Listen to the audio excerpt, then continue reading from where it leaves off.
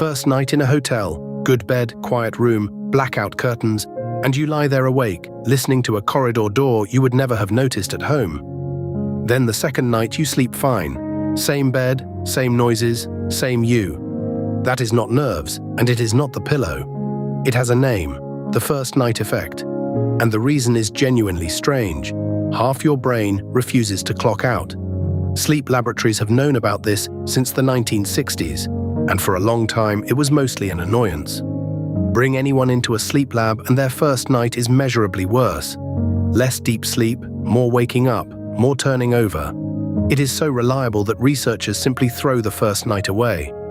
They call it an adaptation night and only count the data from night 2. For 50 years, the explanation was a shrug. New place, unfamiliar, mild stress. Nobody had actually looked closely at what the sleeping brain was doing. In 2016, a team at Brown University finally looked and found something nobody expected. They measured sleeping brains hemisphere by hemisphere, left and right separately, on the first night and again a week later. On night 1, the two halves were not sleeping equally. The right hemisphere sank into proper deep, slow wave sleep. The left one stayed noticeably shallower. By the second night, the difference had vanished. Both halves went down together. Then they tested what that shallower half was actually doing. They played sounds into the sleeper's ears. Most of the sounds were a steady, boring beep. Occasionally they slipped in an odd one, a deviant tone that did not belong. The sleeping right hemisphere ignored everything. The shallow left hemisphere reacted, and only to the odd tone. It was not simply awake, it was filtering, ignoring the ordinary and flagging the unfamiliar. And when the odd sound was loud enough, that half woke the sleeper faster than the other side ever did. In other words, on your first night somewhere new, part of your brain volunteers for guard duty. This is not a human quirk. It is a watered-down version of something other animals do far more dramatically. A dolphin cannot afford to fall fully asleep. It has to keep swimming and keep surfacing to breathe. So it sleeps one hemisphere at a time. One half sleeps, the opposite eye stays open, and hours later they swap. It is called unihemispheric sleep, and it is real, measured and routine. Ducks do it too, and they do something remarkable with it. In a row of sleeping ducks, the birds on the outside keep their outward-facing eye open. The ones in the middle, surrounded by other ducks, sleep with both halves properly.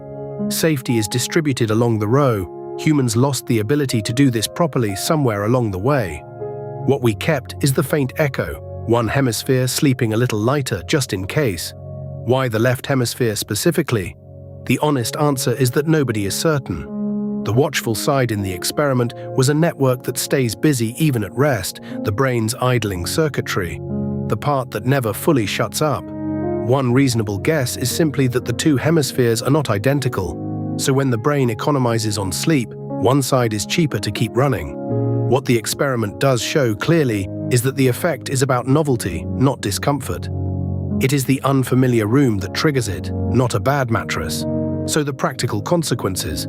First, your first night away will be worse and there is nothing wrong with you. This is why the night before a flight, an exam or a wedding in an unfamiliar room is so often the worst sleep of the trip. Second, the effect fades fast. 2 nights in the same room is usually enough.